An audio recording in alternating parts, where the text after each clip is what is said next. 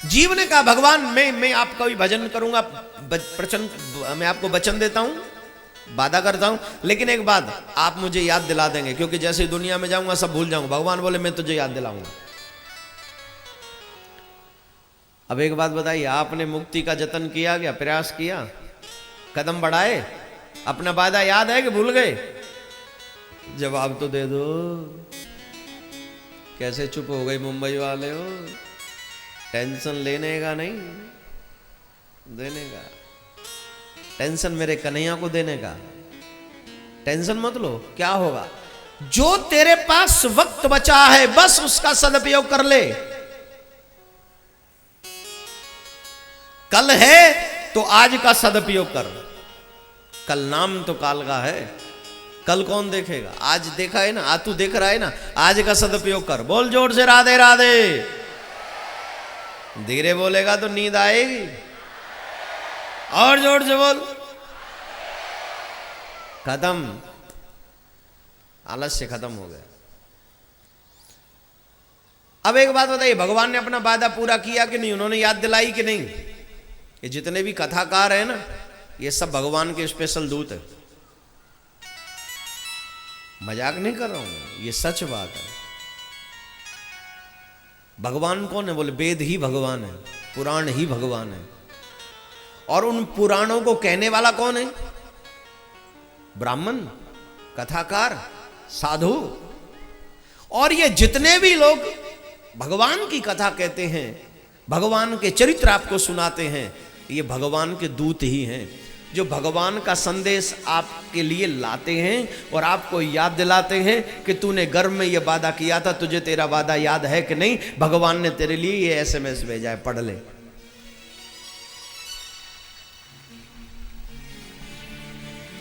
हाँ, बड़े लोग ताली अपने आप पीछे वाले बजा लेंगे, हम तो बड़े आगे बैठे हैं, हमारे क्या फर्क पड़ रहा है भाई? हैं? ये जितने भी आगे बैठे ना, इनकी रिस्पॉन्सिबिलिटी उतनी ज्यादा है, ध्यान रखना। 1 तारीख को देखूंगा तुम्हें।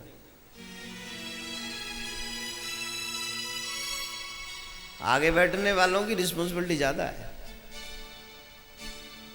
ताली भी सबसे ज्यादा ठोका करो, ढंग से मेहनत किया करो, आलसी कहीं के।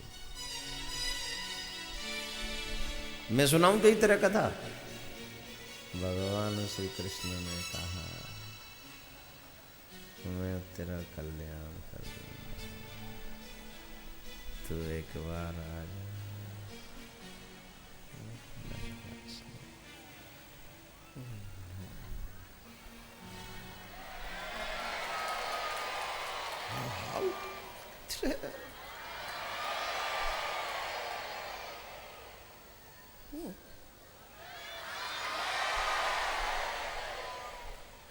एक ही मिनट में हेकड़ी निकल गई, और मैं 3.5 घंटे आपको झेलता हूं तो मेरे ऊपर क्या बीतती होगी, सोचा है?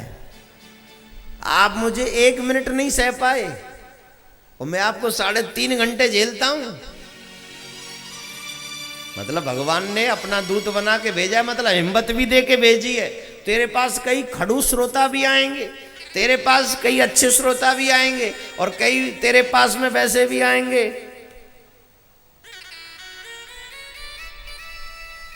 लेकिन ठाकुर जी हर तरीका श्रोता भेजे, पर आप जैसा श्रोता हर जगह भेजे। हाँ, ध्यान रखो। उसी कथा क्रम को आगे बढ़ाते हुए श्रद्धेय सुखदेव जी महाराज कहते हैं, राजन, उत्तानपाद ने 2 विवाह किए, बड़ी रानी के पुत्र ध्रुव, छोटी रानी के पुत्र उत्तम। छोटी रानी दिखने में सुंदर है, इसलिए राजा उनसे ज्यादा प्रेम करते हैं। एक दिन बड़ी रानी के पुत्र ध्रुव अपनी पिता की गोद में जाकर बैठे, मां ने बाह पकड़ी और उतार लिया, तू गोद में नहीं बैठ सकता। अगर तू गोद में बैठना चाहता है तो भगवान से प्रार्थना कर कि वो तुझे मेरी कोख से जन्म दे, और जब तू मेरी कोख से जन्म लेकर आएगा तभी तू यहां बैठेगा, नहीं तो नहीं। ध्रुव जी महाराज को बुरा लगा, अपनी मां के पास रोते हुए गए। हर भारत की मां को ऐसा होना चाहिए, मां बने तो सुनीति जैसी, और अगर मां सुनीति जैसी न बन सके तो आई एम सॉरी टू से अपने गर्व को कलंकित मत करना, अपने गर्व को कलंकित मत करना। भारत की हर मां चाहती है कि मेरा बेटा ध्रुव बने, श्रवण कुमार बने, राम बने। कोई मां ये नहीं चाहती कि मेरा बेटा रावण और कंस, शिशुपाल, दंत्र वक्र जैसा बने। बोलिए, चाहती है कोई मां ऐसी? लेकिन कई मां हैं सुपर्णखा टाइप। भाई साहब, जो सच है वो सच है, उनको मैं नहीं कह पाऊंगा। कई माएं अपने बच्चे को, मैंने इसे ना सब तरीके की शिक्षा दी है, कैसे बच के रहना है। सनसनी मत बना तू अपने बच्चे को, ऐसे भगवान का कोई अच्छा सा दूत बना, ऐसा दूत जो आगे बढ़ के कुछ धर्म का काम कर सके, अपना और तेरा दोनों का कल्याण कर सके, कुछ ऐसा बना। एक बात बताओ, जितनी माएं बैठी हैं, तुम्हारा सीना, तुम्हारा दूध कब पवित्र होगा? जब तेरे बच्चे के आगे लोग रिस्पेक्ट के साथ सर झुकाएंगे तब, या डर के कमरे में घुस जाएंगे तब? बताओ, बोलो, डर के या सम्मान से? बताओ। तब आप नहीं कहोगी कि मेरा दूध पवित्र हो गया, तब आप नहीं कहोगी मेरी कोक पवित्र हो गई, तब आप नहीं कहोगे कि मेरा जीवन पवित्र हो गया, कि मुझे ऐसा पुत्र मिला जिसने दुनिया में अपने धर्म का प्रचार प्रसार किया और आज दुनिया वाले उसका सम्मान करते हैं। बोलिए नहीं कहो तब, बोलिए ना। क्या कोई मां ऐसा चाहेगी मेरा बेटा रावण कंस जैसा बने, डर की वजह से लोग छिप जाएं? कोई मां नहीं चाहती। इसलिए मेरे भाई, भारत की मां, राम स्वयं चाहते हैं कि मैं भारत की मां की कोख से जन्म लूं। कृष्ण स्वयं चाहते, वो अमेरिकन, इंग्लैंड और ये सब नहीं, ना ना ना। भगवान कहते भाई बड़ा वहाँ का मामला खराब है, 18 साल नहीं 16 साल निकाल। हमारे भारत की माँ बड़ी पवित्र है, पूरे जीवन जब तक मर न जाए ना तब तक बेटे की चिंता करती है, चाहे खुद पे कितने भी संकट पड़ जाएं फिर भी बेटे की चिंता करती है।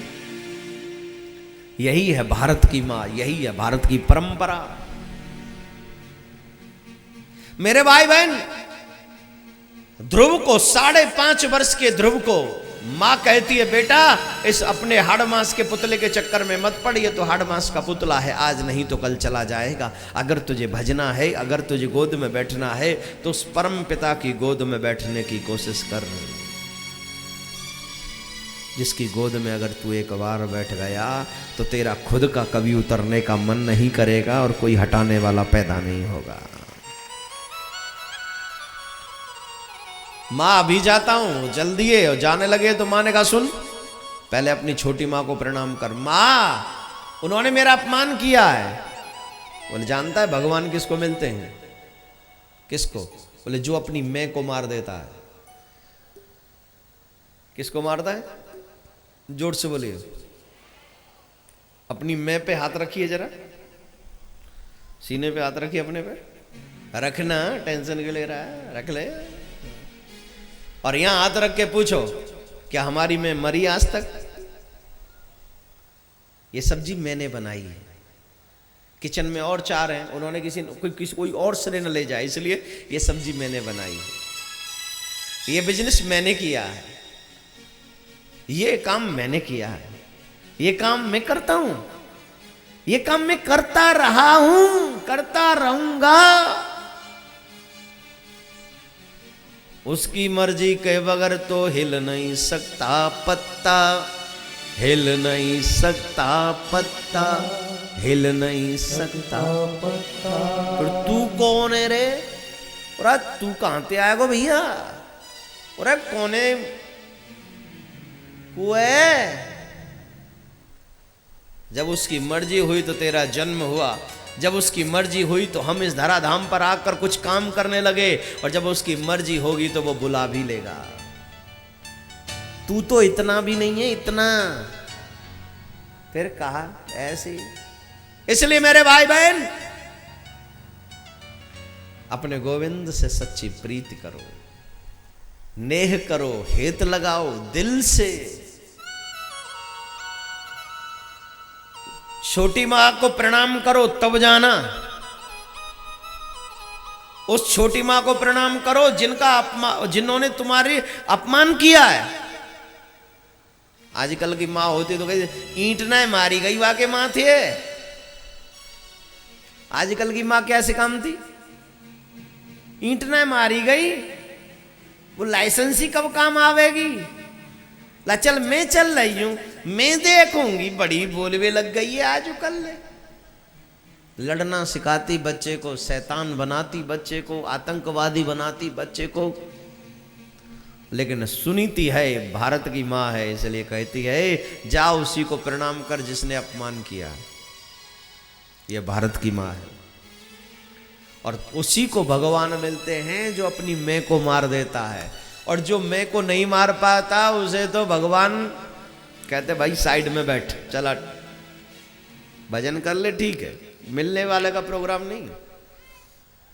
छोटी माँ को प्रणाम किया, रास्ते में जाने लगे, भगवान से मिलने की चाह मन में जागृत हुई। और देवर्षि नारद जानते हैं बिना गुरु के गोविंद नहीं मिलते। इसलिए आप सब जितने लोग यहाँ बैठे हैं सबसे एक ही निवेदन है, गुरु प्रथम सीढ़ी है भक्ति की और गोविंद प्राप्ति की। गुरु बिन भवनिध तरई न कोई, जो विरंच शंकर सम होई। इसलिए प्रथम सीढ़ी को प्रणाम करना ही पड़ेगा। और आप जब तक गुरु दीक्षा नहीं लेते तब तक भगवान से मिलने के योग्य नहीं होते। वजह, जब हम दीक्षा लेते हैं तो हमारे यहाँ शरणागति प्रदान की जाती है। निम्बार्क संप्रदाय में हमारे यहाँ शरणागति का मतलब है जैसे वेद मंत्रों के साथ अनमैरिड कन्या को, कुंवारी कन्या को एक पति के साथ में उसका संबंध जोड़ते हैं, तो वेद मंत्र उसमें सम्मिलित होते हैं, पंच तत्व उसमें, पांच पंच उसमें शामिल होते हैं, ब्राह्मण देवता उसमें शामिल होते हैं। तो उसका संबंध एक स्त्री के साथ, पति के साथ, पुरुष के साथ जुड़ जाता है, तो वो लीगल हो जाता है, अनलीगल नहीं है। जिन्होंने दीक्षा नहीं ले रखी है वो अनलीगल है अभी।